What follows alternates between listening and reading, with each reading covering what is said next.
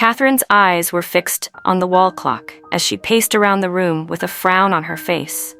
She hissed countless times and sat down at intervals, confused about what to do next.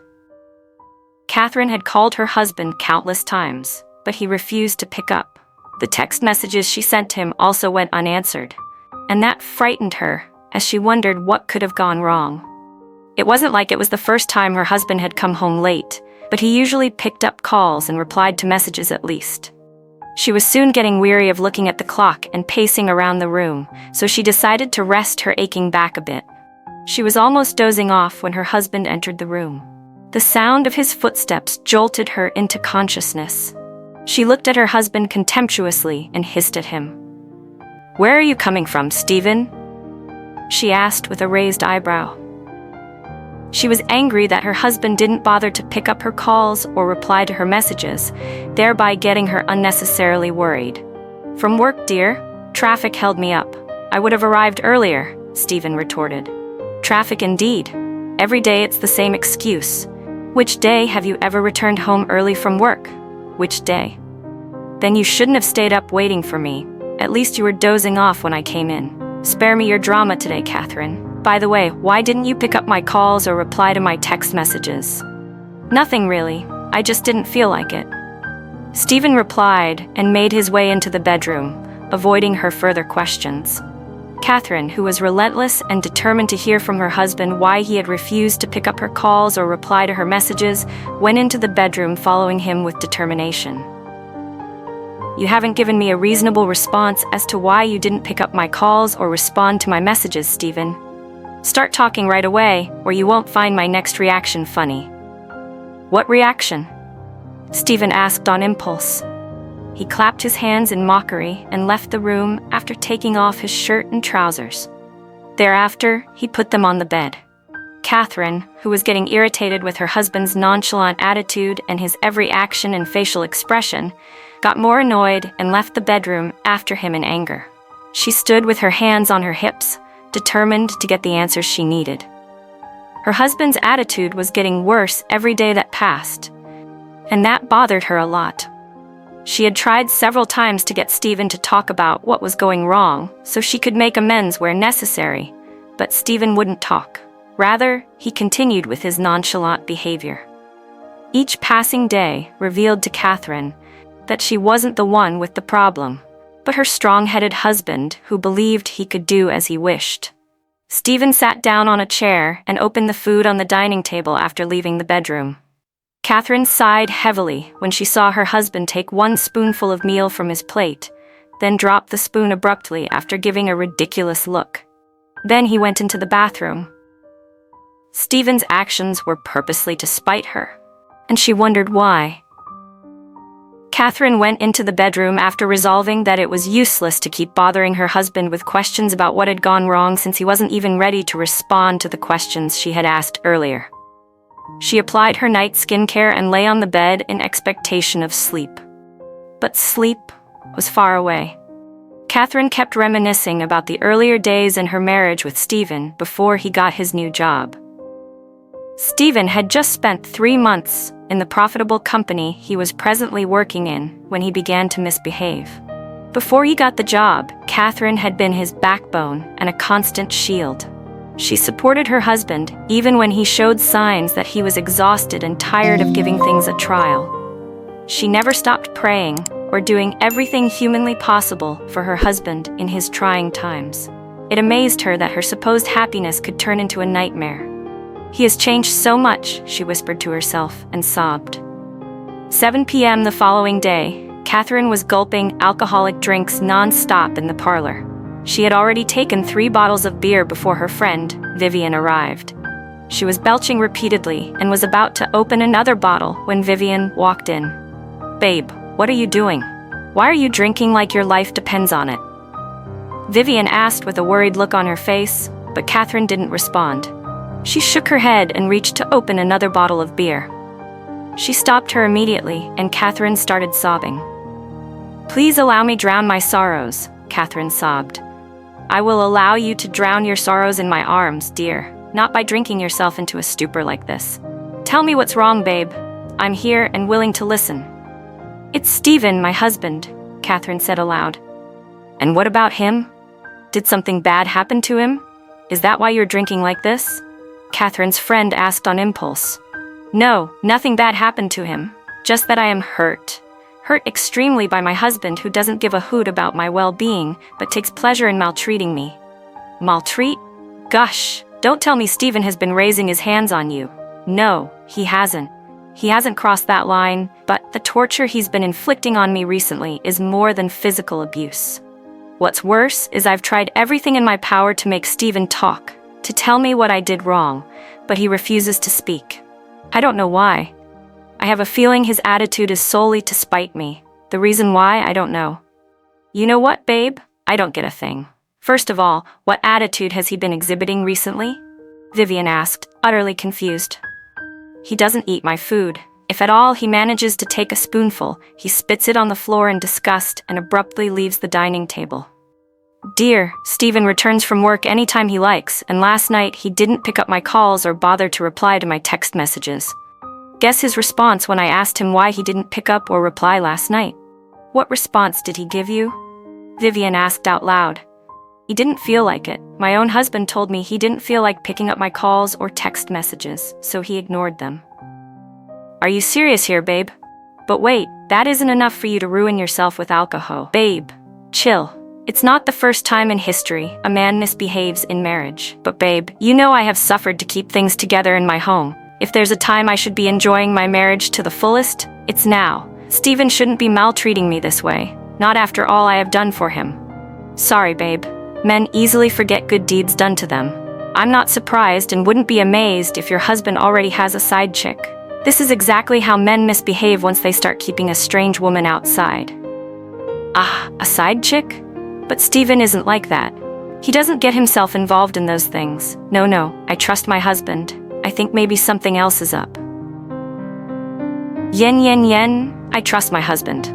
Listen, Katherine, you'd better wake up and smell the coffee. The earlier you admit the reality, the sooner you'll find a solution. Okay, what do you suggest I do to bring my husband back? Katherine asked helplessly. Nothing, dear. Absolutely nothing. These men just do as they please. Well, I'll advise you to find a way to make yourself happy too. That way you won't be bothered anymore or notice his misbehavior. Make myself happy in what way? Katherine asked impulsively. Like this, Vivian whispered into her ear, and Katherine opened her mouth in shock. Maxwell was keen on getting the best skincare set for his wife, Helen. He had offended her the other night by not coming home early, as promised, thereby ruining their anniversary.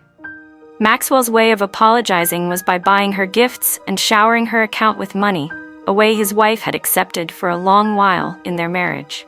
After Maxwell had taken the best skincare set and other items for women, he headed to pay for the goods with his ATM card in hand, and then went to his car after a successful payment. Maxwell was surprised when his wife did not return home an hour after he arrived. It was unlike Helen not to be back home at that time. Maxwell went into the bathroom to take a shower after waiting some minutes, and his wife still hadn't returned from work. He was in the bedroom when he heard his wife's voice. Helen was singing as if she had brought home good news. Amazed, Maxwell ran out of the bedroom to give his wife a huge hug, but was shocked when she turned him down with a bluff on her face. "Excuse me," Helen said, and brushed off her husband's touch. Helen's attitude left her husband in utter bewilderment, as his further attempts to lovingly touch her were bluntly refused. Maxwell shook his head when Helen shoved him aside and walked away in anger. But what in the world could be happening? I mean, I only came late, but I still showed up, didn't I? Maxwell soliloquized. Maxwell went into the bedroom, wondering what could have fueled his wife's anger against him to that level. He was certain it wasn't about him coming late to the anniversary that made his wife behave like that. The Helen he knew would rather keep mum than act aggressively. Moreover, last night she had given him a wry smile before sleeping when he continuously pestered her about the reason he returned home late. The things he had gotten were intended to aid forgiveness faster. But how would he approach someone who was utterly not in the mood for business as usual? Maxwell said to himself, expecting an answer to surface from within. Soon, While Maxwell was trying to figure out what could have made his wife to react like that, he heard her footsteps. Maxwell pretended he was deeply asleep when his wife opened the door. Maxwell felt his heart beating faster immediately as his wife started rubbing lotion on her skin. She rubbed it in a way that drove him nuts, as if it were on purpose. "I'm definitely not missing out on this," Maxwell muttered under his breath. He checked his third leg under the bedsheet and smiled to himself. Maxwell nodded in approval when he felt the throbbing sensations within. The sensations were the result of him being aroused. Helen was in the perfect position Maxwell had ever imagined when he threw himself at her. "Babe, I know you're angry at me, but I promise I will be a good boy from now on. Come on, babe, please smile at me. I don't feel comfortable with the look on your face," Maxwell said to his wife with a wry look on his face. At the same time, while using his mouth, he was using his hands to do justice to his wife's sensitive spot. "Babe, you know what? I got you some stuff while coming back from work. I'm pretty sure you will love them. Meanwhile, I'll be transferring a token to your account now for your care ever since this union was blessed." Maxwell spoke, trying to make the atmosphere comely and ease the nervousness he felt with his wife's silence. He stood up from the bed and went to get the items he bought from the shopping mall for Helen. "This is the problem with you, Maxwell. You think everything can be amended with money and gifts. This is the sole reason you keep getting it all wrong," Helen said to Maxwell immediately. He brought out the things he got for her at the shopping mall. "But I apologized last night, didn't I?" Maxwell retorted on impulse. "Yes, you did, and I should be grateful because you rarely apologize unless it comes with an excuse. The most annoying fact is that you think everything is all right once you buy me a gift and shower me with money, then it's all set. Tell me, why should I accept this knowing fully well the offense will be repeated again? You know what? I am done with all this." Helen threw the bag containing the things on the floor and laid on the bed, closing her ears to her husband's rants. Katherine pondered on what her friend said while on the bed at night. The advice had been ringing annoyingly in her head. It seemed pleasing to the ear to use, but had immense risks. The thought of getting caught and bringing everything to an absolute end scared her so much. Katherine was brooding over what her friend said in unconsciousness that she didn't feel her husband tapping her. She jolted on the bed when her husband yelled at her. "Oh, why are you yelling at me like that?" Katherine asked her husband. "Never mind. I thought it was sensible to hold a reasonable conversation with you, but I realize it isn't. Good night." Stephen covered himself with a blanket and rested on his side. Katherine sighed and shook her head. "I'm definitely going to do as my friend advised," Katherine muttered under her breath. "What did you just say?" Stephen asked in a raised voice. "Nothing. Absolutely nothing you should hear of." Katherine responded and closed her eyes shut. Katherine knew fully well that Stephen wasn't willing to engage in a discussion with her, but he just did that to make her feel bad.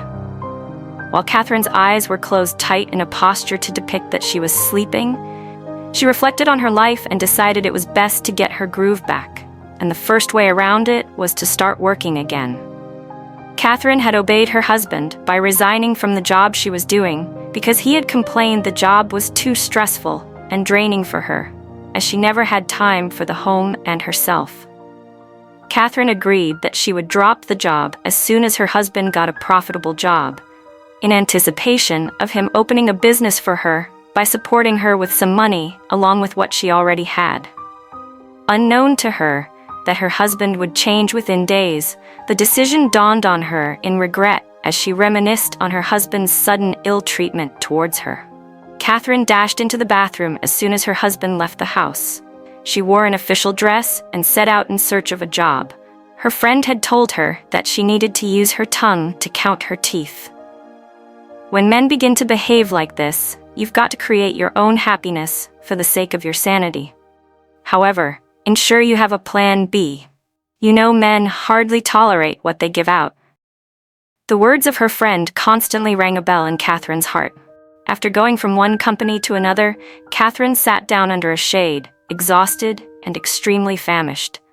Katherine bought a bottle of water and gulped it down within a minute. She gasped for breath due to the stress she had faced. So much to get a job in this country. If I had known Steven would turn out this way, I would never have agreed to quit my job. I would never have agreed to do such a stupid thing. To think I quit a job that gave me 6-digit figures in a month just to please a man who never loved me.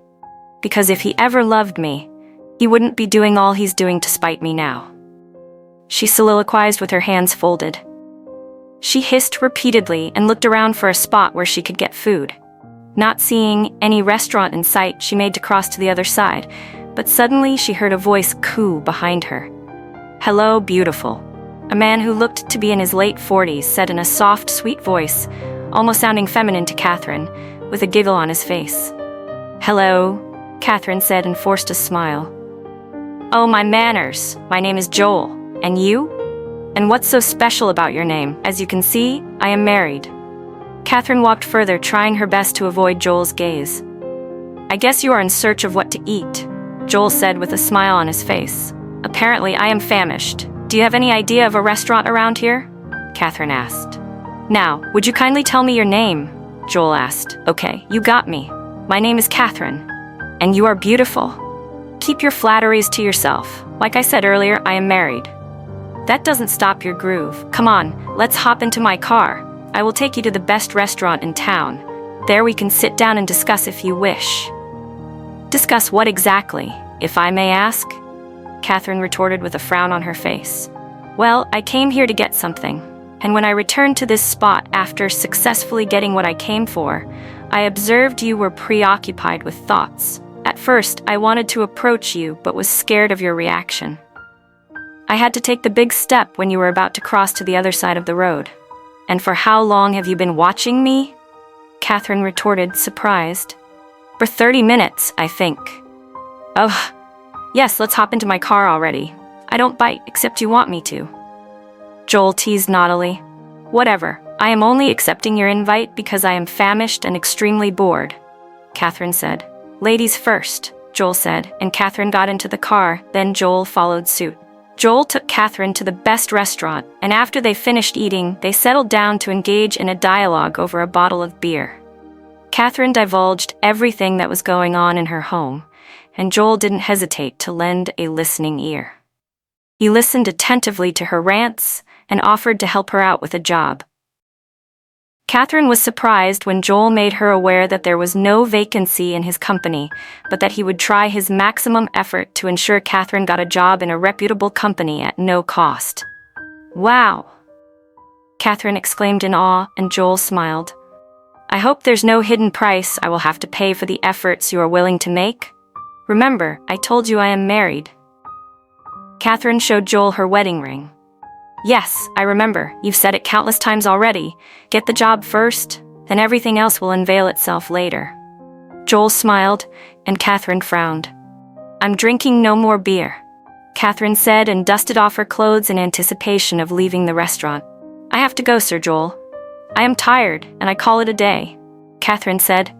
"All right, no problem. Let's go already then," Joel said and stood up, following Katherine's lead. Katherine got out of Joel's car when she was almost approaching her house. She didn't want to be seen coming out of a man's car by anyone in the neighborhood. "You haven't given me your number," Joel said as Katherine hurriedly got out of his car. "Oh. Yes, I need your number to reach you. If you can give me your WhatsApp number precisely, I will be glad," Joel said and chuckled.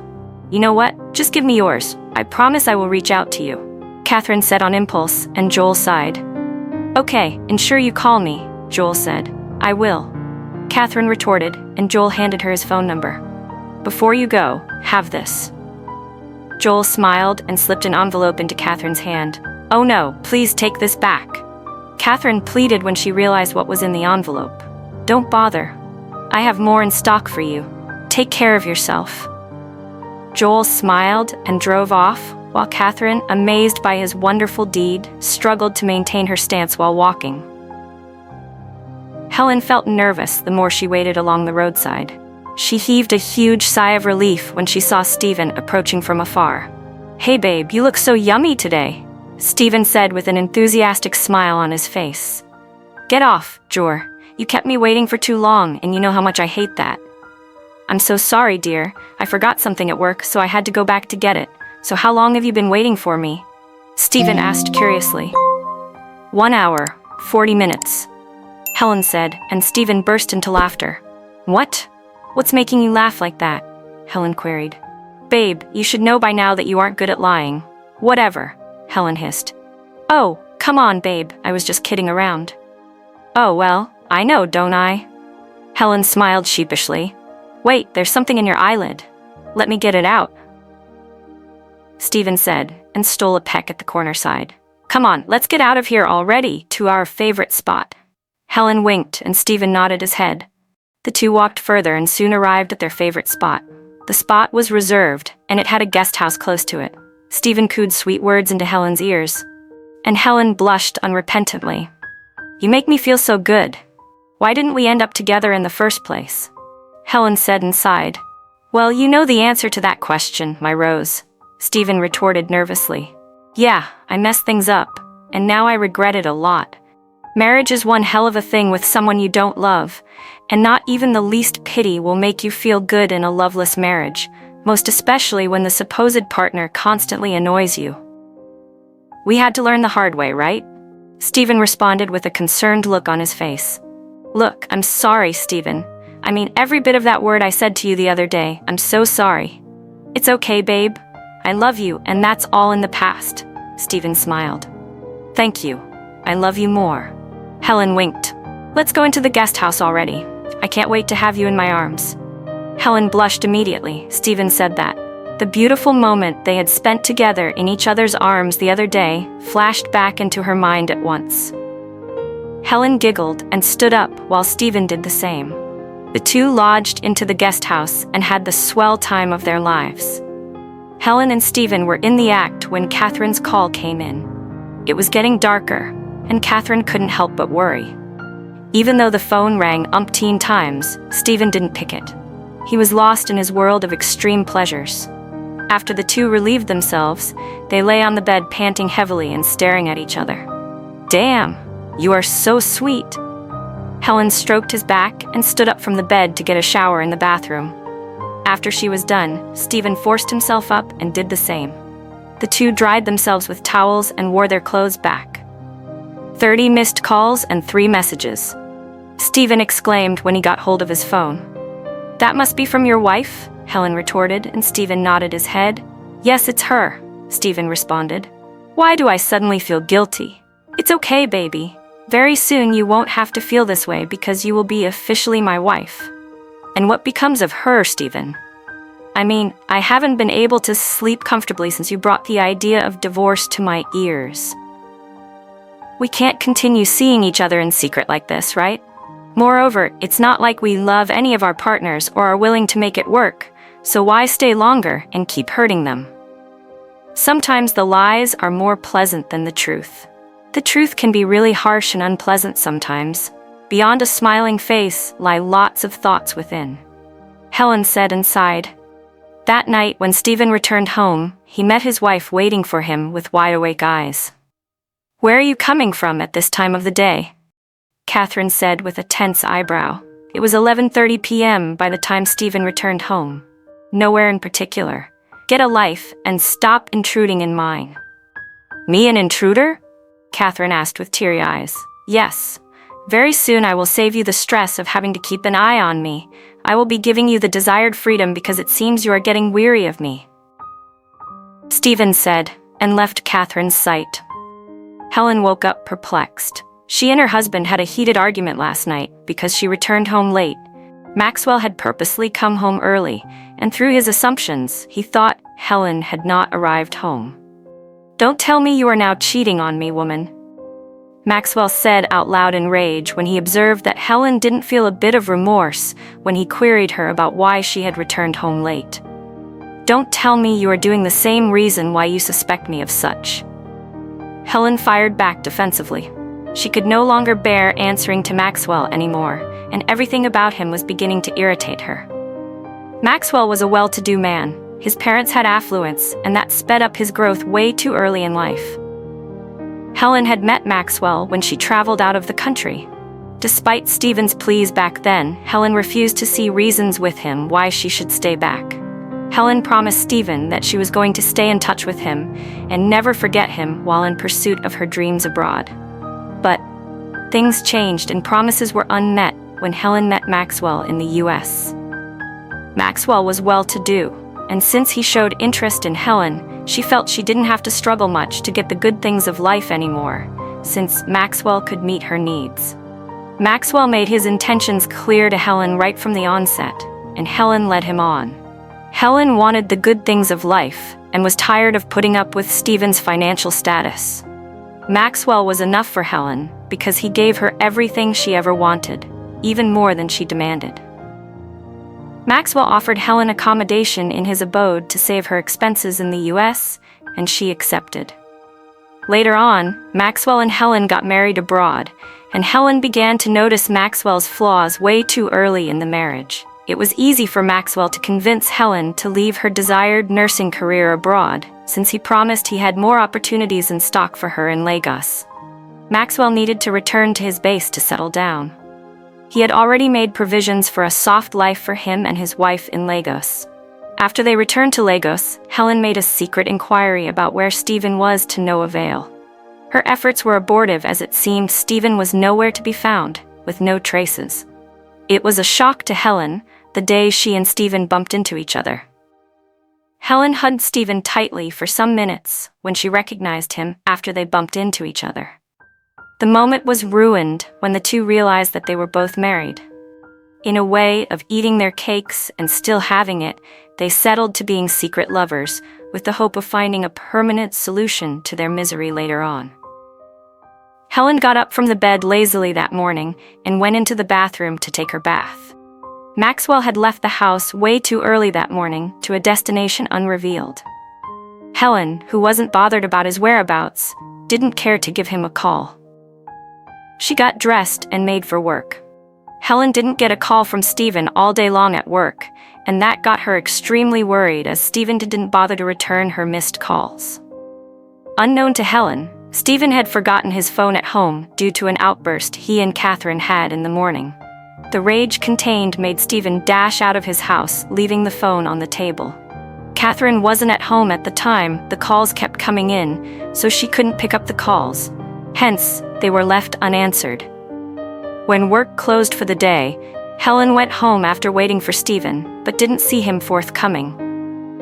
Stephen had gone home immediately after work closed due to a headache he suffered in the afternoon at work. He didn't have his phone with him to communicate to Helen. Otherwise, he would have reached out to her to avoid her being worried. When Helen returned home, she heard some erotic sounds coming from the library. She peeped and caught her husband masturbating intensely on a video call.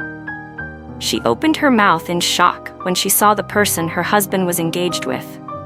"A male," Helen exclaimed, and Maxwell dropped his phone on the table in astonishment on realizing that Helen had caught him in the act. Katherine lay on the bed pondering whether to give Joel a call or not. It was late at night, and Stephen had chosen to sleep in the guest room. Stephen slept there under the excuse that he was tired of Katherine's rants. Katherine, who was helpless and tired of Stephen's drama, didn't make a fuss when he insisted on sleeping in the guest room despite her pleas. Katherine had often heard the phrase that the beginning of a break in a couple's romantic life was sleeping apart. It wasn't like she had the privilege of enjoying Stephen's company even when he slept in the bedroom. Stephen would lie like a log of wood on the bed. Even when Katherine made sexual advances at him, he would pretend he was deeply asleep.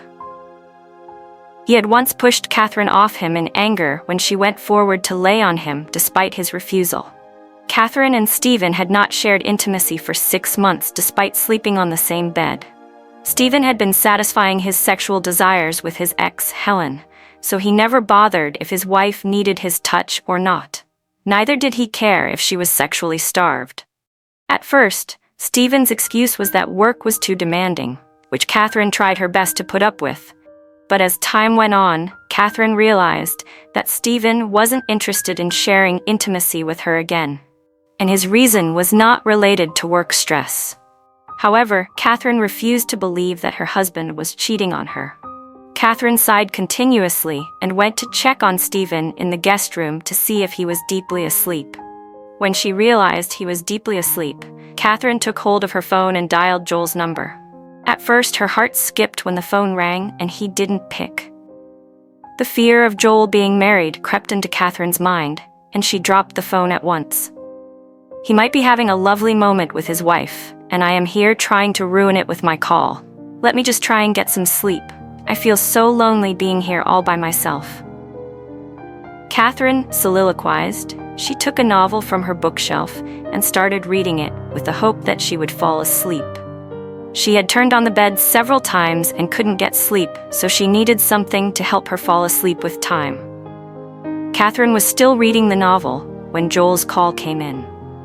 Katherine's heart jumped for joy when Joel's call came in that she wondered why. She waved her doubts and awkward thoughts aside, then picked up the call when it rang the second time. "Hello," he said, and Katherine responded with a smile on her face. It was easy for Joel to recognize Katherine's voice, as he had Katherine on his mind ever since they met. Katherine was caught unguarded when Joel popped the question. Why had she not called him earlier? Not knowing what to say in her defense, Katherine swiftly changed the topic and Joel played along. He felt it wasn't cool pestering Katherine if she didn't want to say the reason why she had not called him earlier, as she had promised.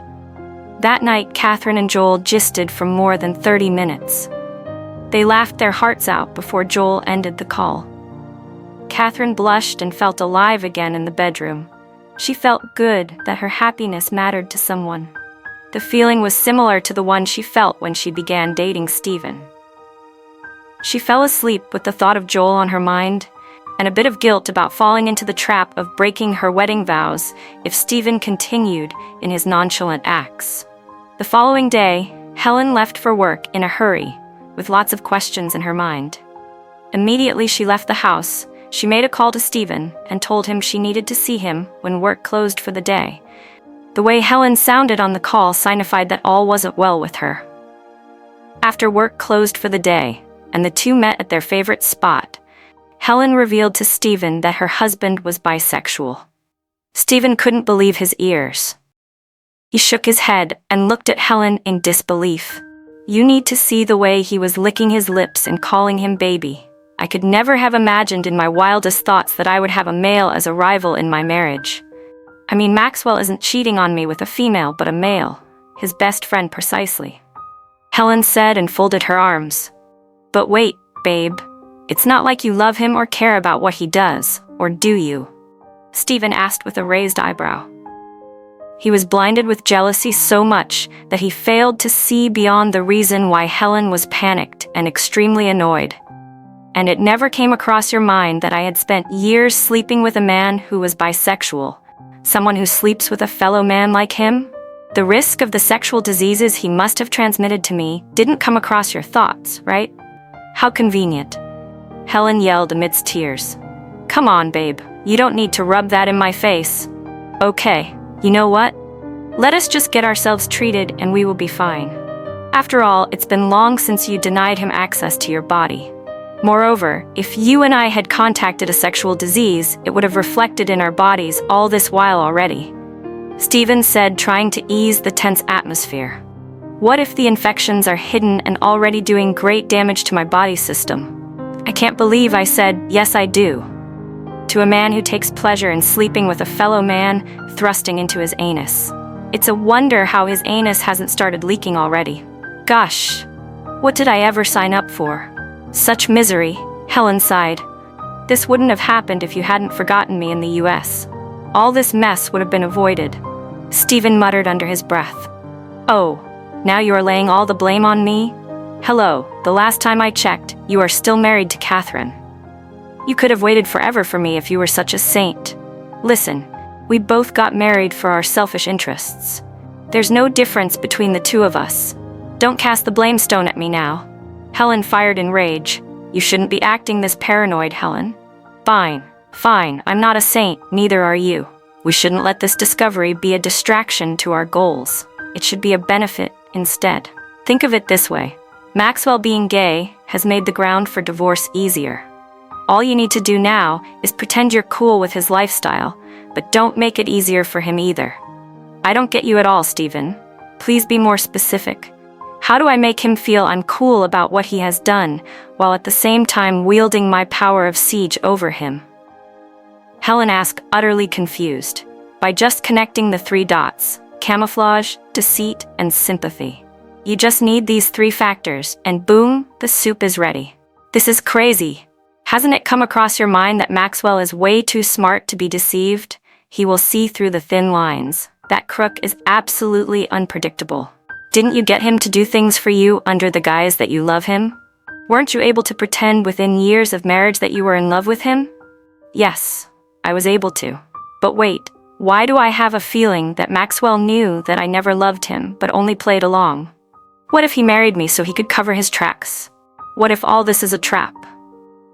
Listen, Helen, you need to breathe in and out now. Take a deep breath and think it through. Even if Maxwell had ulterior motives of marrying you, you can still use the situation to your advantage by using the 3 factors of siege. I hope I made a point? Stephen said, and Helen sighed. She took a deep breath and paced around, then stood with her hands on her hips before replying. Let's get out of here already, Stephen. I have a headache trying so hard to figure all this out, Helen said with a morose look on her face. It's okay, babe. Just act cool when you reach home and please think what I said through. Stephen retorted, and Helen nodded her head. The 2 left the spot and made for their respective homes. Stephen acted cooler than usual when he returned home. He was too preoccupied with thoughts to spite Katherine as usual. He had a plan mapped out carefully in favor of him and Helen. Katherine, seeing that her husband was cooler than usual, decided to use the opportunity to win him back. She beamed a smile at Stephen, and contrary to her expectations, Stephen returned it too. Katherine felt the need to go closer to Stephen, and since the way to a man's heart is through his stomach, she went to the kitchen to dish his portion out of the meal she had prepared. Even though Stephen turned a blind eye to her cooking in the midst of their rift, Katherine still ensured she included his portion whenever she cooked. This is delicious, Stephen said in a mouthful, and Katherine blushed. After Stephen ate, he went into the bathroom to take a shower. That night, he felt more aroused than usual while in the bathroom. His level of arousal became more rigorous when he went into the bedroom and caught Katherine rubbing lotion on her exposed lap intensively with lingerie that shaped out her buttocks in its lovely design. Stephen tried his best to control the situation, but Katherine was more determined than ever to get him to mate with her. She had long been sexually starved and couldn't waste her chances. Since Katherine didn't know her stance yet in her marriage and wasn't willing to lose her home, she felt it was scandalous to use Joel to satisfy her sexual needs. Moreover, the risk involved was far greater than the benefits in her envisioning. It was extremely tempting in the daytime for Katherine to hide her nervousness when Joel beamed a smile at her in the cafeteria he had arranged for them to meet. Katherine had woken up in the morning exclusively desiring the touch of her husband.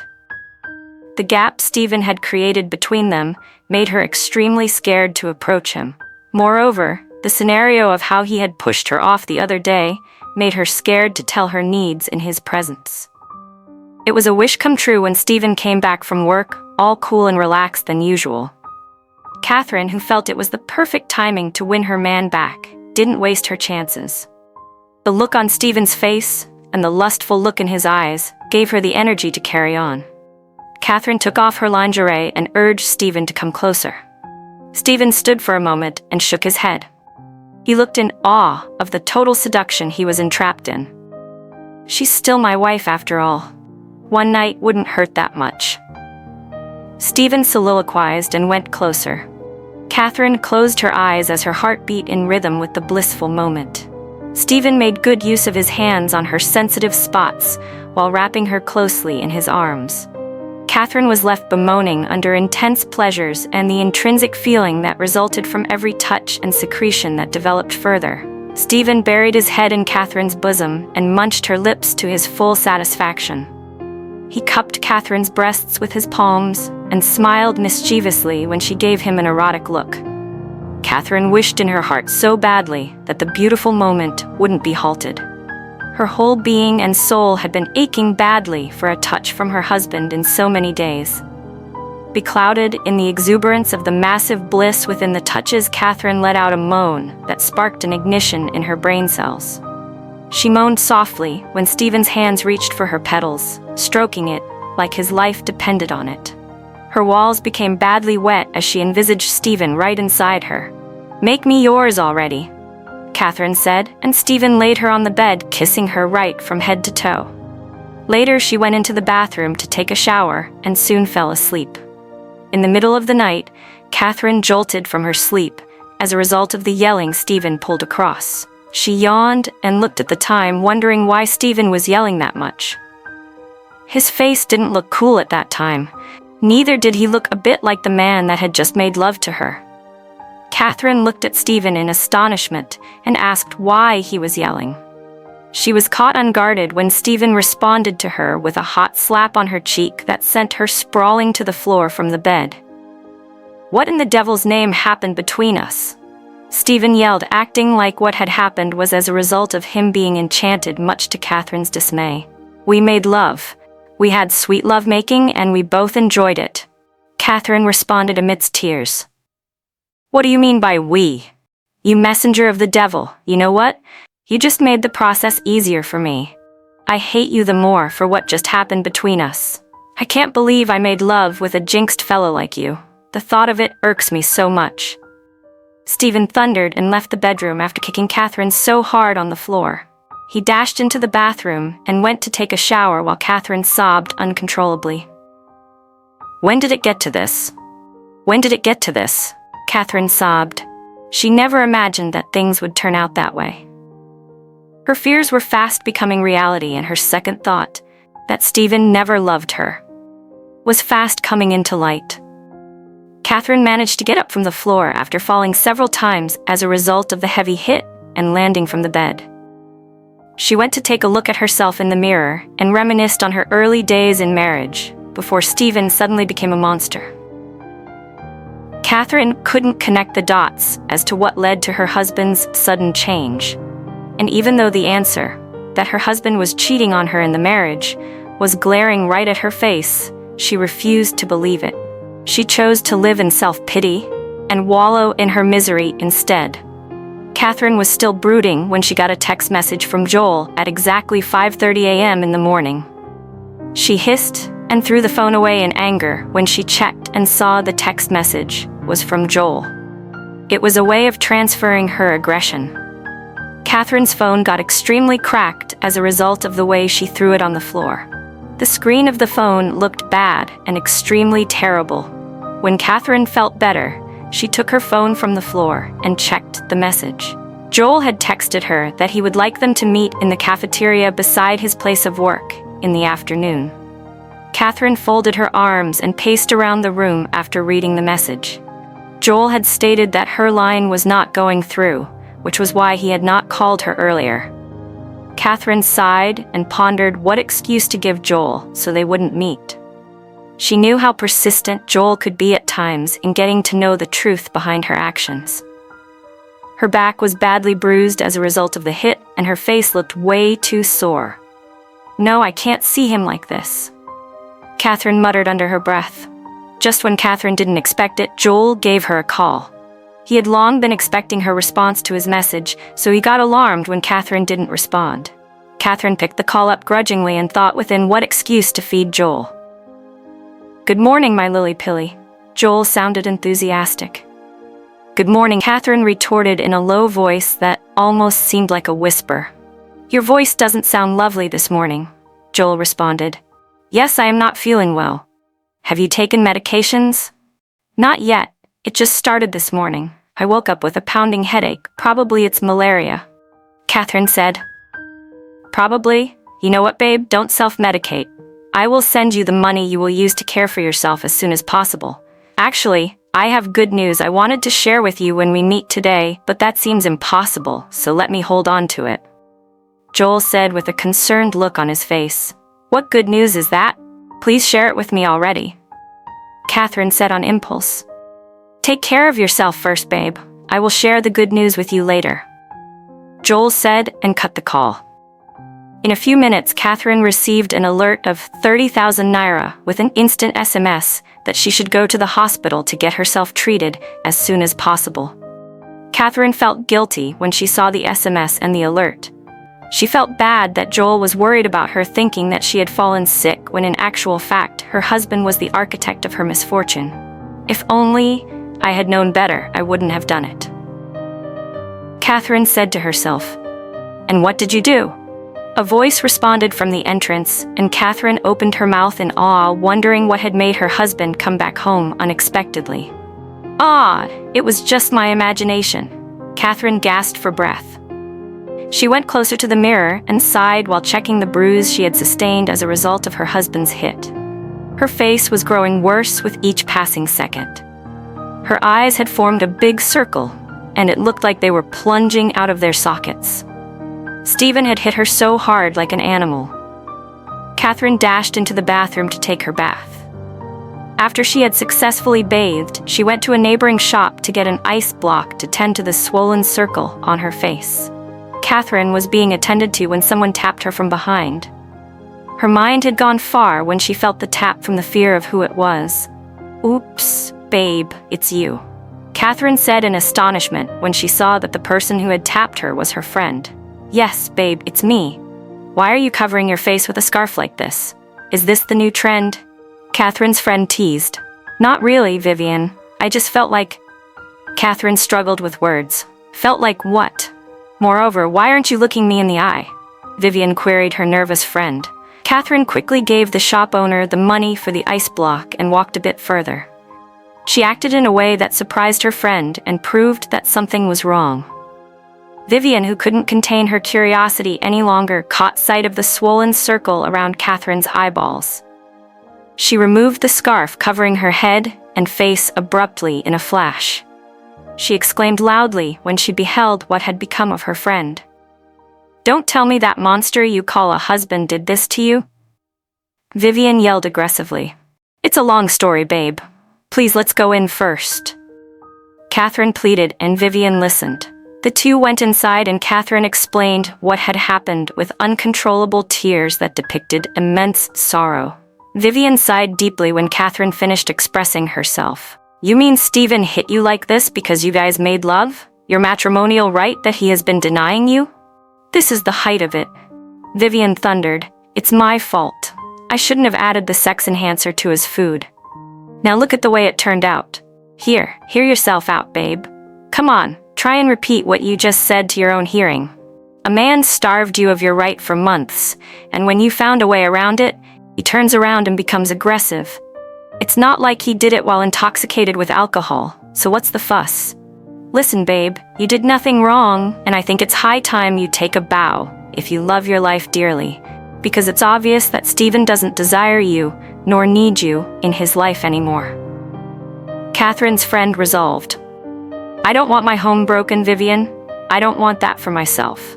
Then what do we do since Stephen has proven to you several times that he's no longer interested? We can't force a journey that two agreed to embark on together to continue if the other partner is no longer willing. Moreover, it takes two to make it work, and so far you've done your part. Even if you can't observe it, Kate, it's clear you've lost yourself in a bid to keep your home," Vivian retorted. "But what if he returns home remorseful for what he did?" Katherine queried, and her friend shook her head. "Is that what you are waiting for? His pity? Listen to me, babe. That man has a lady he holds in high esteem outside. The reason he's treating you like trash, and the reason he hasn't served you a divorce letter yet is what I don't know, but I assure you he will do it soon. If I were you, I would brace myself for the worst and stop wallowing in self-pity. But what would you have me do, babe? I was sexually starved and needed a touch from my man. I only had to do the needful to satisfy my urge.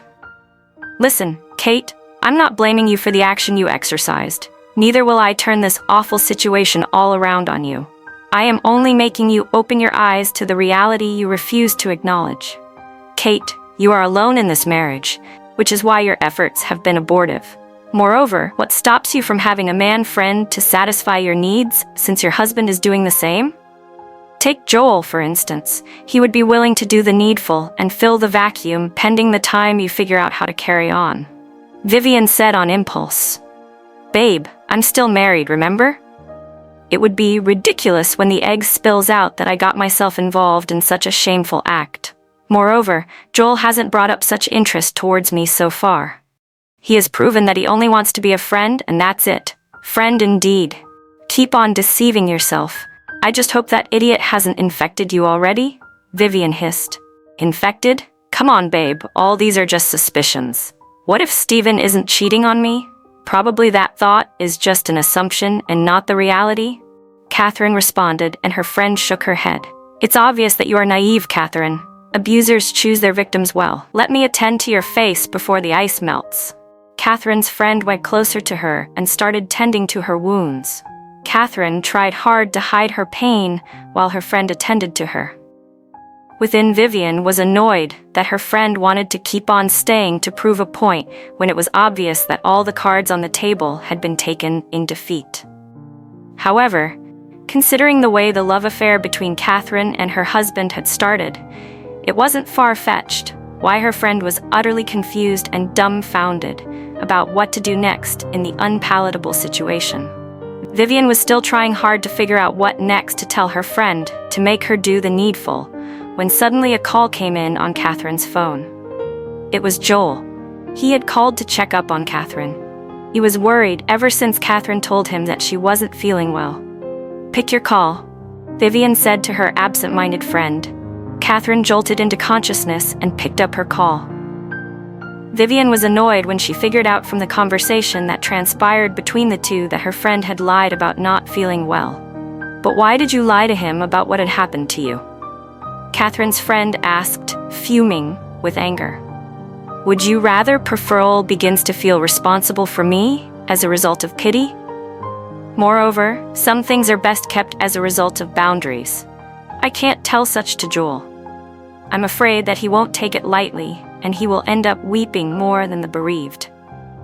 Katherine sighed. What's stopping you from being with Joel if he's such a good guy? Vivian asked her friend. Stephen was a good guy before he turned into a monster. What assures me that Joel won't turn out the same way later? At least you benefited from Joel, unlike Stephen, who has never been useful but ended up being ungrateful to your sacrifice and efforts. Vivian fired in anger, and Katherine kept mute. I gotta go now, babe. We will see some other day. I decided to check on you since I am off work today. Please stay in your lane and don't allow that man to lay his filthy hands on you anymore. Vivian said and left the room for her home while Katherine pondered on what she had said. Katherine was pacing around the room holding the sex enhancer in her hands when suddenly she developed a runny stomach. She dropped the sex enhancer drug on the bed and ran into the toilet. Soon, Stephen returned from work, and Katherine, who was still battling her runny stomach in the toilet, didn't know he was already in the bedroom. Stephen had gently opened the door because he didn't want Katherine to notice his presence.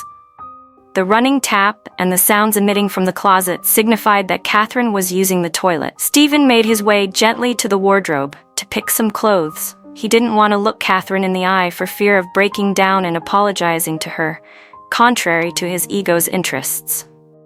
Stephen had picked up the clothes he needed when he caught sight of the drug on the bed. Sex enhancer for men?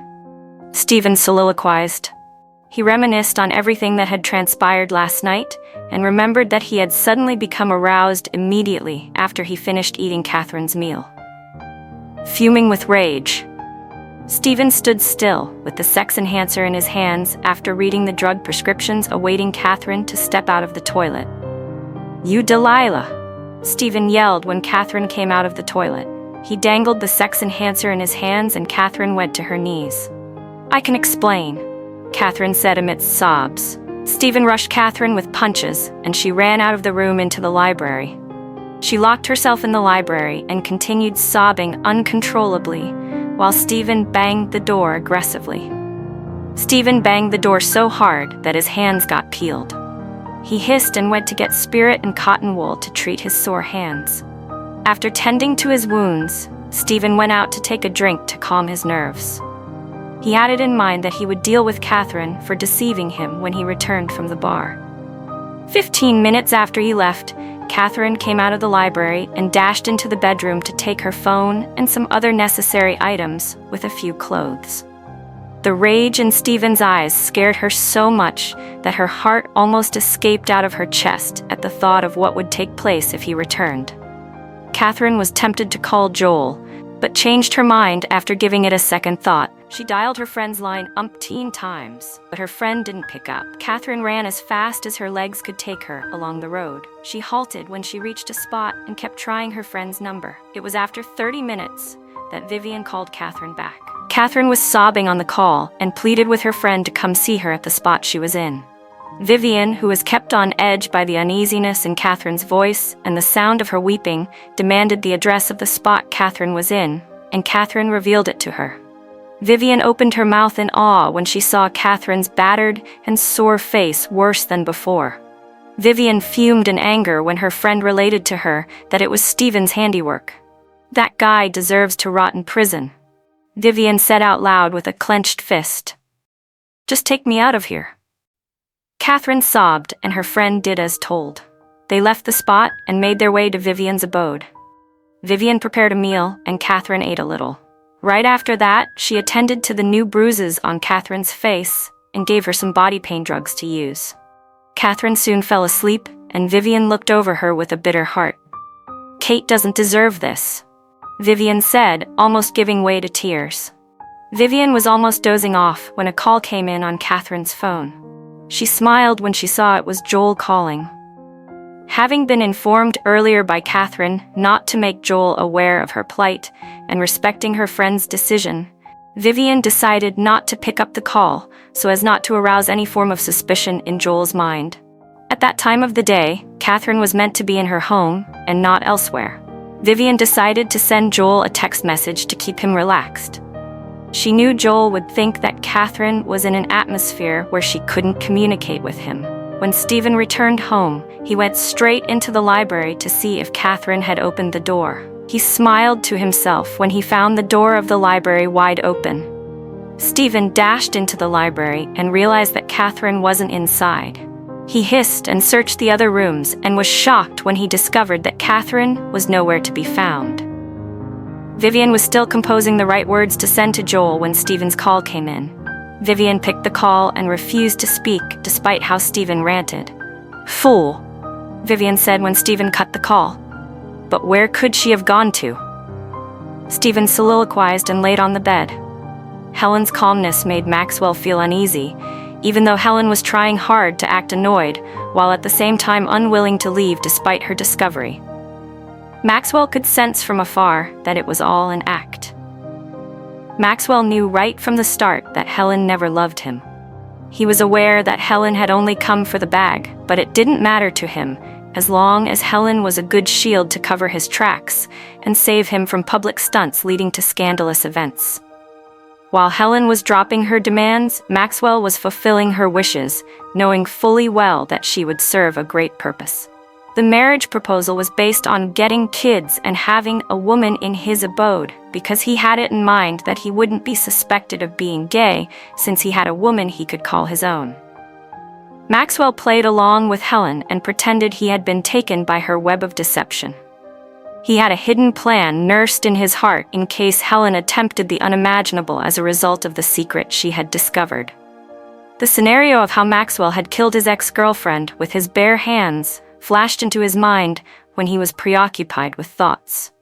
"How about we eliminate her like we did to your ex?" Maxwell's friend's words crept into his heart, and he sighed.